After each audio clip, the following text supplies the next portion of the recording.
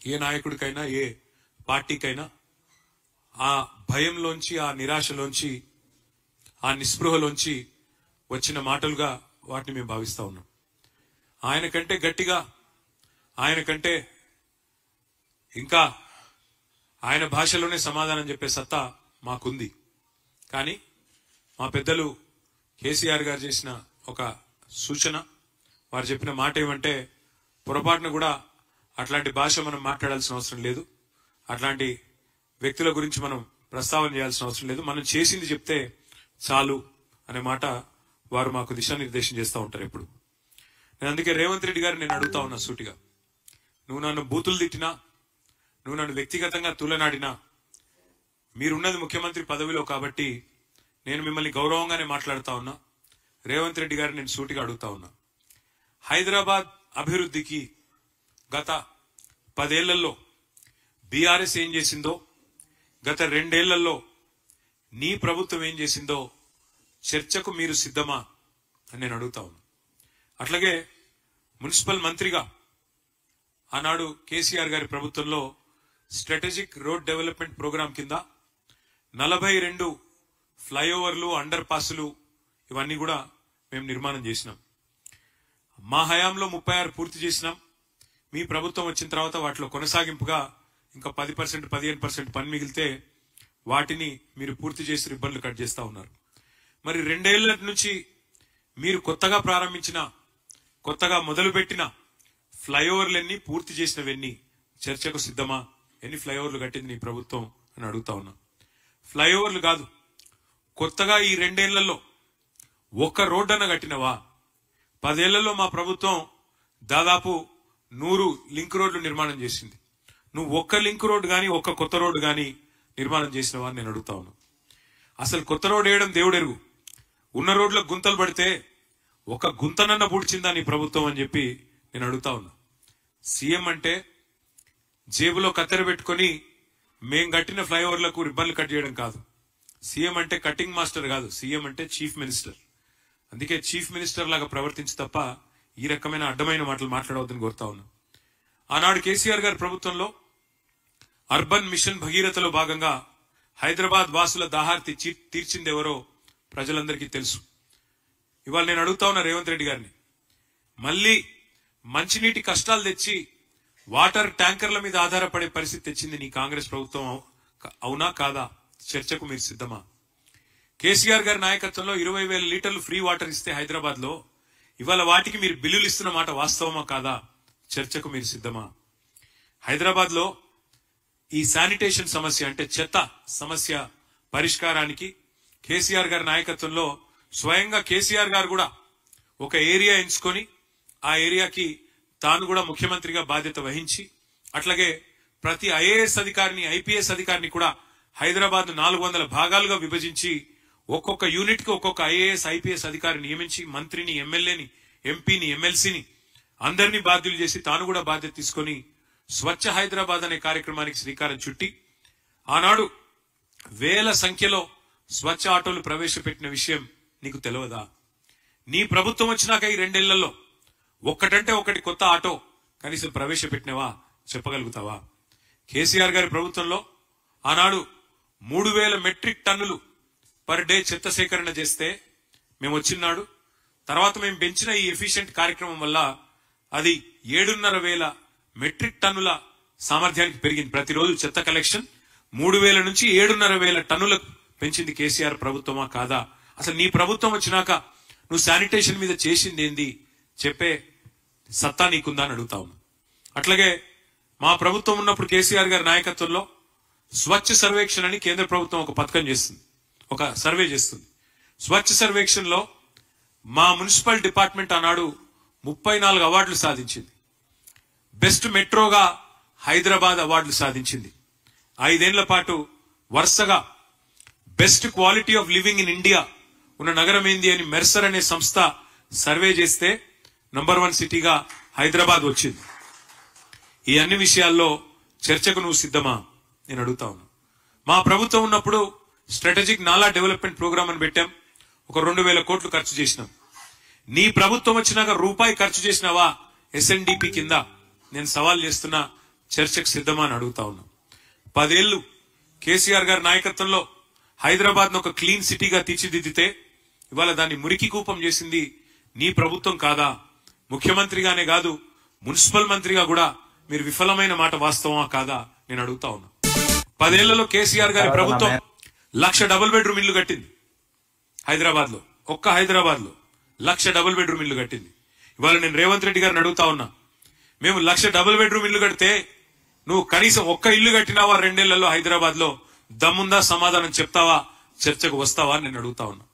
ఒక ఇల్లు కట్టలేదు కదా, ఇంకా 1000 ఇండ్లు కూలగొట్టిన దౌర్భాగ్యపు చరిత్ర నీది కాదా? నీ ప్రభుత్వాన్ని కాదా? ఇందిరమ్మ రాజ్యం పేరిట ఇండ్లు కూలగొట్టిందే తప్ప ఒక్క ఇల్లు కట్టినవా అని నేను అడుగుతా ఉన్నా.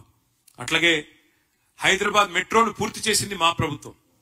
2017లోనే మొదటి దశ ఇనాగరేట్ చేసి 2021లో రెండవ దశ ఇనాగరేట్ చేసి మొత్తం 70 కిలోమీటర్లకి మెట్రోను తీసుకొని పోయింది మా ప్రభుత్వం, కేసీఆర్ గారి ప్రభుత్వం. కానీ నువ్వేం చేసినావు? ఆ మెట్రో CFOని బెదిరించి, L&T CFOని బెదిరించి జైల్లో పెడతా అంటే ఇవాళ L&T వాళ్ళు పారిపోయే పరిస్థితి వచ్చింది. మెట్రో వదిలిపెట్టింది వాస్తవం కాదా? చర్చకు వస్తావా ఈ విషయంలో అని చెప్పి రేవంత్ రెడ్డి గారిని అడుగుతా ఉన్నాం. ఒకనాడు కాంగ్రెస్ ప్రభుత్వం ఉన్నప్పుడు పవర్ హాలిడేలు పారిశ్రామికవేత్తలకు, వారానికి 2 నుంచి 3 రోజులు పవర్ హాలిడేలు.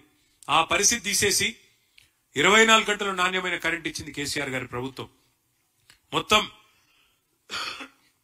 ఒక హైదరాబాద్ లోనే కాదు, రాష్ట్రంలోని అన్ని పట్టణాలు హైదరాబాదీ LED లైట్లు పెట్టి మొత్తం తెలంగాణని దేదీప్యమానం చేసింది మా ప్రభుత్వమా కాదా?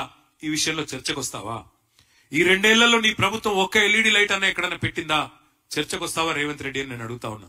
ఆనాడు కరెంటు కోతలతో, జనరేటర్లతో, ఇన్వర్టర్లతో, కరెంటు కోతలతో ప్రజల బతుకుని అతలాకుతలం చేసింది నీ కాంగ్రెస్ పార్టీ. ఎవరి హయాంలో విద్యుత్ వెలుగులు కొనసాగినాయో, ఎవరి హయాంలో విద్యుత్ కోతలు, కరెంటు కష్టాలతో ఇబ్బంది పడ్డారో ఈ విషయంలో చర్చకు వస్తావా అని నేను అడుగుతా ఉన్నా. ఆనాడు కేసీఆర్ గారి ప్రభుత్వంలో కాంక్రీట్ జంగల్ గా మారిన హైదరాబాద్ లో 108 అర్బన్ లంగ్ స్పేస్లు, కొత్త అర్బన్ పార్కులు ఏర్పాటు చేసింది మా ప్రభుత్వం. ఇలా నీ ప్రభుత్వం వచ్చినాక కొత్తది ఒకటన్న కట్టినావా? కొత్తది ఒక్క పార్క్ అన్న కట్టినావా నేను అడుగుతా ఉన్నా. అట్లాగే green city of the world, tree city of the world గా హైదరాబాద్ అవార్డులు అందుకున్నది కేసీఆర్ గారి నాయకత్వంలో. హైదరాబాద్ నగరం లోపల, ORR లోపల 147% గ్రీన్ కవర్ పెంచింది కేసీఆర్ ప్రభుత్వం. ప్రతి మున్సిపాలిటీలో ఒకటి కాదు, పలు నర్సరీలు పెట్టి, ప్రతి గ్రామంలో నర్సరీలు పెట్టి భారతదేశంలోనే అత్యధికంగా 16,000 నర్సరీలు ఉన్న రాష్ట్రం తెలంగాణ. కేసీఆర్ గారి నాయకత్వంలో నీ ప్రభుత్వం వచ్చినాక ఒక్క నర్సరీ పెట్టినావా? కొత్తగా చర్చకు వస్తావా నేను అడుగుతా ఉన్నా. అట్లాగే అసలు కొత్త చెట్లు పెట్టడం కాదు, ఉన్న చెట్లను నరికేసి 10,000 కోట్లకు కకృతిపడి హైదరాబాద్ సెంట్రల్ యూనివర్సిటీలో అక్కడ ఉండే జీవ వైవిధ్యాన్ని విధ్వంసం చేసిన దుర్మార్గుడివి నువ్వు కాదా? హైదరాబాద్ సెంట్రల్ యూనివర్సిటీ విద్యార్థులు తిరగబడితే ఆఖరికి సుప్రీంకోర్టు చెప్పేదాకా నీకు బుద్ధిరాని మాట వాస్తవం కాదా రేవంత్ రెడ్డి అని నేను అడుగుతా ఉన్నా. IT ఎక్స్పోర్ట్లు మేము వచ్చినాడు 2014లో 57,000 కోట్లు, మేము దిగిపోయిన నాడు 2,41,000 కోట్లు. 3 లక్షలు ఉన్న ఉద్యోగాలను, IT ఉద్యోగాలని 9.5 లక్షలకు పెంచింది కేసీఆర్ గారి ప్రభుత్వం. 24,000 కొత్త కంపెనీలు తెచ్చాం, 24 లక్షల ఉద్యోగ అవకాశాలు సృష్టించాం. నువ్వెన్ని నిజమైన పెట్టుబడులు తెచ్చావో, నువ్వెన్ని పారిపోయేలాగా చేసినావో, నీ బాధ తట్టుకోలేక ఎంతమంది పారిశ్రామికవేత్తలు మీరు తలలకు తుపాకులు పెడుతుంటే పారిపోతున్నారో ఈ విషయంలో చర్చకు సిద్ధమా అని చెప్పి రేవంత్ రెడ్డి నేను అడుగుతా ఉన్నా. కేసీఆర్ గారి నాయకత్వంలో ఇవాళ నువ్వు రోజు లేస్తే కూర్చుంటున్నా కమాండ్ కంట్రోల్ సెంటర్ కట్టి 10 లక్షల సీసీ కెమెరాలు పెట్టి హైదరాబాద్ లో one of the most safest cities గా తీర్చిదిద్దింది కేసీఆర్ గారి నాయకత్వం మా ప్రభుత్వంలో. మరి నువ్వు వచ్చిన తర్వాత ఇవాళ 41% క్రైమ్ రేటు సైబరాబాద్ లో పెరిగింది. హైదరాబాద్ కమిషనరేట్ పరిధిలో 60% పెరిగింది. నువ్వు వచ్చిన తర్వాత ఇవాళ డే లైట్ మర్డర్లు, డే లైట్ రాబరీలు, పారిశ్రామికవేత్తల తలకు తుపాకులు, ఇది అయిన మాట వాస్తవం కాదా? నీ ప్రభుత్వం ఎంత అధ్వానంగా ఉన్నదో, గన్ కల్చర్ ఇవాళ ఎంత పెరిగిందో నువ్వు వచ్చినాక ఈ విషయంలో చర్చకు వస్తావా? ఆఖరికి నీ ప్రభుత్వం ఎంత దిగజారిపోయింది అంటే, నువ్వు ముఖ్యమంత్రివి, నువ్వే హోంమంత్రివి, కానీ నీకు ఖబర్ లేదు. మహారాష్ట్రలోని ముంబై పోలీసులు వచ్చి హైదరాబాద్ లో ఉండే చెర్లపల్లిలో 12,000 కోట్ల డ్రగ్స్ పట్టుకున్నారంటే నువ్వు నీ హోంమంత్రిత్వ శాఖ నీ డీజీపీ ఏం చేస్తున్నారు? ఎంత అధ్వానంగా ఈ రాష్ట్రంలో శాంతి భద్రత నిర్వహణ ఉంది, ఎంత విచ్చలవిడిగా డ్రగ్ కల్చర్ నీ గవర్నమెంట్ వచ్చినాక పెరిగింది. 12,000 కోట్ల డ్రగ్స్ దొరికినాయి చెర్లపల్లిలో అంటే దానికి నీకు బాధ్యత లేదా, నీకు సిగ్గు లేదా అని నేను అడుగుతా ఉన్నా. అదే హైదరాబాద్ 10 ఏళ్ల బీఆర్ఎస్ పాలనలో ఎట్లా సేఫ్ సిటీగా మారింది, నువ్వు ఎట్లా క్రైమ్ సిటీగా మార్చినామో తేల్చుకుందాం. చర్చ ఎప్పుడు పెడతావో పెట్టు. చెత్త సిటీగా ఎవరు చేసినారు, ఇప్పుడు చెత్త ఎవరిది, సత్తా ఎవరిదో తేల్చుకుందాం. చర్చకు రా. మనం ఎంతసేపు వ్యక్తిగత దూషణలు, తూకిత్తా అంటే మైకిత్తా కాదు. నువ్వు నిజాయితీ పరుడు అయితే చర్చకు రా.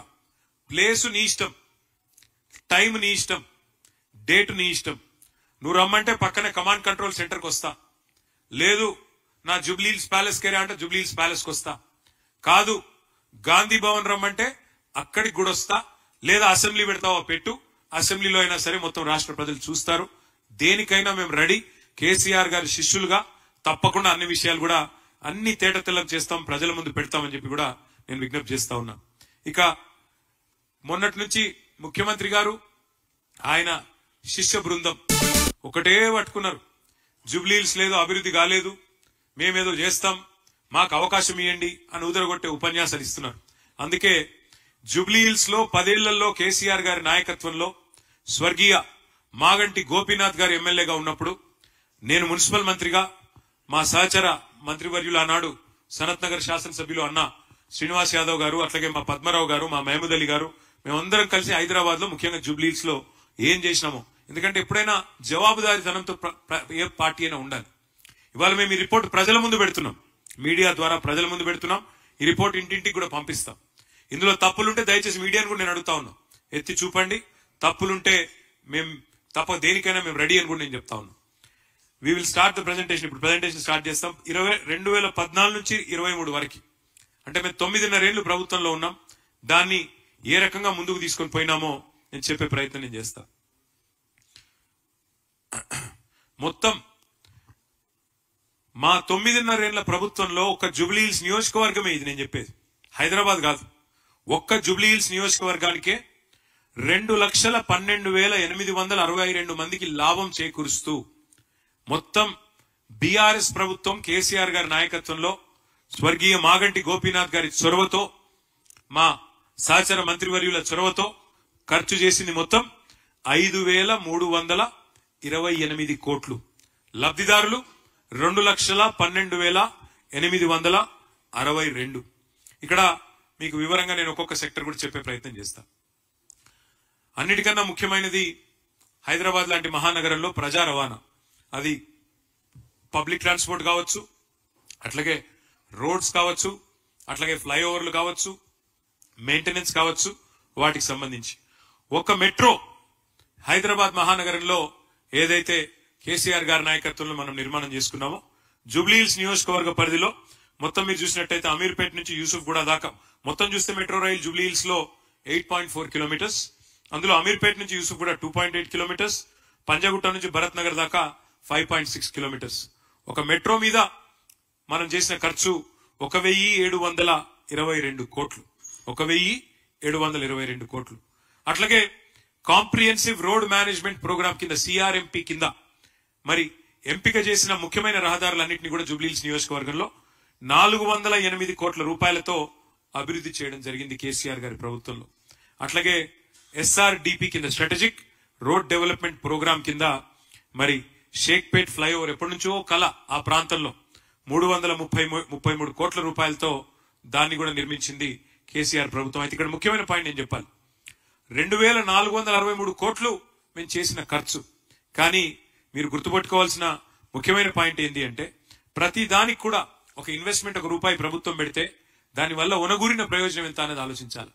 మెట్రో నిర్మాణం వల్ల సేవ్ అయిన డబ్బులు ఎంత, సేవ్ అయిన కాలుష్యం ఎంత, లేకపోతే ప్రైవేట్ వాహనాల్లో తిరిగితే ఎంత ఇబ్బంది అయ్యేది, ఎంత కాలుష్యం పెరిగేది, దాంతో పాటు ప్రజలకు ఆదా అయిన డబ్బులు ఎంత. అట్లాగే సవ్యమైన రహదారులు భారతదేశంలో ఇవాళ ఎక్కడ లేనంత బ్రహ్మాండంగా హైదరాబాద్ నగరంలో రోడ్లు మెయింటైన్ చేసే ప్రయత్నం మా ప్రభుత్వంలో మేము చేసినాం. దానివల్ల సేవ్ అయిందంతా కూడా ఆలోచన చేయాల్సిన అవసరం ఉన్నది. అట్లాగే మా ప్రభుత్వంలో ప్రజారోగ్యానికి పెద్ద ప్రాధాన్యతనిచ్చాం, ఇచ్చి అద్భుతంగా పనిచేశాం. స్వాతంత్రం వచ్చిన నాటి నుంచి హైదరాబాద్ లో ఉన్నది గాంధీ దవాఖానా, ఉస్మానియా దవాఖానా, ఓల్డ్ సిటీకి పోతే పెట్ల బుర్జు తప్ప కొత్త దవాఖానాలు కానీ ఒక నిమ్స్, ఇవి తప్ప లేవు. కేసీఆర్ గారి నాయకత్వంలో అప్పుడు కరోనా మహమ్మారి వచ్చిన తర్వాత ఆ రోజు మా కేబినెట్ లో నిర్ణయం తీసుకొని హైదరాబాద్ లో 4 టిమ్స్ హాస్పిటల్స్ కు శ్రీకారం చుట్టినాం. Telangana institute of medical sciences. అందులో ఇవాళ వెంగళరావు నగర్ డివిజన్ లో ఉండే మరి ఎర్రగడ్డ ప్రాంతంలో జూబ్లీహిల్స్ నియోజకవర్గంలో 900 కోట్ల రూపాయలతో టిమ్స్ హాస్పిటల్ పెట్టినాం. ఈ టిమ్స్ హాస్పిటల్ చివరి దశలో ఉన్నది. ఇది పూర్తయిన తర్వాత యూసుఫ్ గూడ, రేమత్ నగర్, ఎర్రగడ్డ, బోరబండ, అదేవిధంగా పక్కనే ఉండే సనత్ నగర్ నియోజకవర్గం, అవతల పక్కన ఉండే కుకట్పల్లి నియోజకవర్గం, 3 నియోజకవర్గాల ప్రజలకి, పక్కనే ఉండే కుత్బుల్లాపూర్ నియోజకవర్గానికి కూడా 4 నియోజకవర్గాల ప్రజలకి ఒక పెద్ద దిక్కుగా 1000 పడకలతో టిమ్స్ హాస్పిటల్ కట్టింది కేసీఆర్ ప్రభుత్వం కాదా? దానికైన ఖర్చు 900 కోట్లనే మాట వాస్తవం కాదా? అట్లాగే మనం మీరు గమనించినట్టయితే కోవిడ్ అప్పుడు ఒక్క జూబ్లీహిల్స్ నియోజకవర్గంలోనే మరి ఉచిత వ్యాక్సినేషన్ కి దాదాపు 14 కోట్లు ఖర్చు పెట్టాం. దానికి కూడా 34,712 మందికి వ్యాక్సినేషన్ కూడా ఇచ్చుకున్నాం. అట్లాగే సీఎం రిలీఫ్ కింద ఒక 2.68 crores కూడా మరి ఆరోగ్యం కోసం నేను చెప్పేది శాంక్షన్ అయినాయి. దాంతో పాటు ఆరోగ్యం విషయంలో ఇంకా కూడా ఆరోగ్య లక్ష్మి పథకం కింద ఒక 98 లక్షలు, కేసీఆర్ కిట్ కింద 3,340 మంది లబ్ధిదారులకి 73 లక్షలు, న్యూట్రిషన్ కిట్ల కింద 14 లక్షలు, కంటి వెలుగులో 23,595 లబ్ధిదారుల కోసం 55 లక్షలు, మొత్తం నగరం అంతా 350 బస్తీ దవాఖానాలు పెడితే ఒక్క జూబ్లీహిల్స్ లో 13 బస్తీ దవాఖానాలు పెట్టింది కేసీఆర్ గారి ప్రభుత్వం. గల్లీల్లో బస్తీల్లో ఉండే పేదలకు సుస్థి చేస్తే బస్తీ దవాఖానాలు పెట్టాలన్న ఆలోచన కూడా గతంలో ఎన్నడూ కాంగ్రెస్ చేయలేదు. వాటిని ఏర్పాటు చేసింది. మొత్తం ప్రజారోగ్యం మీద ఖర్చు పెట్టిన సొమ్ము 919 కోట్లన్న విషయం నేను మీకు గుర్తు చేస్తా ఉన్నా. ఇక్కడ మళ్ళీ చెప్తా ఉన్నా, నేను ఒక్కొక్క రూపాయి ప్రైవేట్ ఆసుపత్రులకు పోతే ఎంత ఖర్చు అయ్యేది పేదవాళ్ళకి. అదే వ్యాక్సినేషన్ కి కోవిడ్ టైంలో ఎంత హరాస్మెంట్ ఉండే, ఎంత ఎక్స్ప్లాయిటేషన్ ఉండే మీకు తెలుసు. అవన్నీ సేవ్ చేసి వాళ్ళ పేదలకు అండగా నిలబడ్డది కేసీఆర్ గారి ప్రభుత్వం. అక్కడ ఖర్చు అయింది 919 కోట్లు కావచ్చు, కానీ నిజంగా జరిగిన లాభం చూసుకుంటే దానికి 10 రెట్లు ఎక్కువ లాభం జరిగిందనే మాట కూడా నేను గుర్తు చేస్తా ఉన్నా. 1,00,000 డబుల్ బెడ్రూమ్లు ఒక హైదరాబాద్ పరిధిలో మేము కట్టినాం. ఒక్కొక్క నియోజకవర్గానికి 3,600 మంది లబ్ధిదారులు. ఎందుకంటే 24 నియోజకవర్గాలు మొత్తం గ్రేటర్ హైదరాబాద్ పరిధిలో ఒక్కొక్క నియోజకవర్గానికి 3,600 మంది లబ్ధిదారులను ఎంపిక చేసి వారికి అందజేసినాం. మొత్తం కలిపి ఒక్క జూబ్లీహిల్స్ నియోజకవర్గానికే 324 కోట్లకు అక్కడ మా గోపీనాథ్ గారు, మా తలసాని గారు అక్కడ రేమత్ నగర్ లో కట్టిన ఇండ్లు వాటిని ఇనాగరేట్ చేసినారు. మిగతా వాళ్ళకి కొల్లూరులో ఇంకా వేరే చోట్ల కూడా ఆ 3,600 మంది లబ్ధిదారులకి మేము అందించిన వ్యవహారం. అయితే ఇక్కడ ఒక ముఖ్యమైన పాయింట్ నేను చెప్పాలా. ఒక్కొక్క ఇల్లు కడటానికి మాకు ప్రభుత్వానికి అయిన ఖర్చు 9 లక్షలు. కానీ ఇలా ఒక్కొక్క ఇంటి విలువ మా శ్రీనివాస్ యాదవ్ గారి కాన్స్టిట్యున్సీలో కరెక్ట్ గా అక్కడ మన నెక్లెస్ రోడ్ ఏదైతే ఉన్నదో అంబేద్కర్ నగర్ మొత్తం హుసేన్ సాగర్ వ్యూ ఉంటుంది, దానికి లేక్ వ్యూ. ఒక్కొక్క లేక్ వ్యూ అపార్ట్మెంట్ ఇవ్వాలని నేను చెప్తున్నది. ప్రైవేట్ వాడు కడితే అదే అపార్ట్మెంట్ ఒక్కొక్కటి 560 స్క్వేర్ ఫీట్లు. ఇది ప్రైవేట్ వాడు కడితే ₹1 కోటి. ఇవాళ మీరు రేమత్ నగర్ లోని అపార్ట్మెంట్ విలువ కూడా ప్రభుత్వానికి అయిన ఖర్చు మాత్రమే పెట్టిన అక్కడ 324 కోట్లు ప్రభుత్వానికి అయిన ఖర్చు. కానీ దాని యాక్చువల్ విలువ తీసుకుంటే దానికి కనీసం 10 రెట్లు ఉంటుంది. అంటే ఈరోజు కొల్లూరులో ఒక్కొక్క డబుల్ బెడ్రూమ్ ఇల్లు 30-40 లక్షలు విలువ చేస్తుంది. రేమత్ నగర్ లో ఇప్పుడు ఆ ఇల్లు ఒక్కొక్క దాని విలువ 30 లక్షలు. అంటే ఎంత సంపద పేదవాళ్ళకు అందించే ప్రయత్నం కేసీఆర్ గారి ప్రభుత్వం చేసిందో మీకు చెప్పే ప్రయత్నం నేను చేస్తా ఉన్నా. ఒక జూబ్లీహిల్స్ నియోజకవర్గంలో డబుల్ బెడ్రూమ్ ఇళ్లకు మాత్రమే మేము పెట్టిన ఖర్చు 324 కోట్లు అనే మాట నేను మీకు తెలియజేస్తా ఉన్నా. అట్లాగే మరి సామాజిక సంక్షేమం, ఆసరా పెన్షన్లు మొత్తం కలిపితే 25,905 మంది లబ్ధిదారులు. అందులో వృద్ధులున్నారు, వితంతువులు ఉన్నారు, ఇంకా ఇతర కుల వృత్తుల వాళ్ళు ఉన్నారు. మొత్తం కలిపితే ఒంటరి మహిళలు ఉన్నారు. 564 కోట్ల రూపాయలు కేసీఆర్ గారి ప్రభుత్వంలో ఆసరా పెన్షన్ల కింద ఒక్క జూబ్లీహిల్స్ నియోజకవర్గంలో అందజేసిన మొత్తం. షాదీ ముబారక్ కళ్యాణ్ లక్ష్మి, ఇల్లు కట్టి చూడు పెళ్లి చేసి చూడు అంటారు పెద్దలు.